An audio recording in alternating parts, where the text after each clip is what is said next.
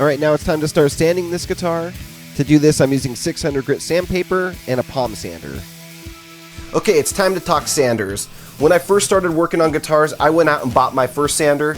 It was an orbital sander, which I had heard of but really didn't know much about. I thought this would be best for working on guitars, but I found out it wasn't.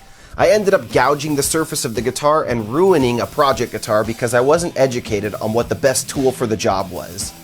Orbitals are great, but they have their place. The initial sanding of a guitar is not one of them. Palm sanders are way better for this. An orbital sander has round discs, and unless you're really good with one, they're difficult to sand a flat surface with. A palm sander, on the other hand, is made to sand flat surfaces. I ended up buying a palm sander and it was a game changer. I wish somebody would have told me. Palm sanders are just made to glide across the surface you're sanding. They lay flat and they sand in tiny little circles. My tip is to start with 600 grit sandpaper if you plan on sanding your guitar for a refinish, and then work the sander all around the guitar and sand it evenly. You'll see white dust coming off the guitar, and that's just the old clear coming up. You don't need to remove all the old paint, and really the paint will act as a primer as long as it's sanded and cleaned well.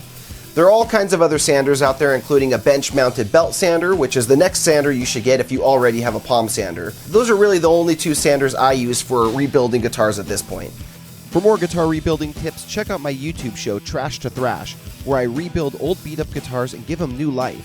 This has been an excerpt from episode 64, where I rebuilt this Squire Katana. Check it out at guitarguts.tv.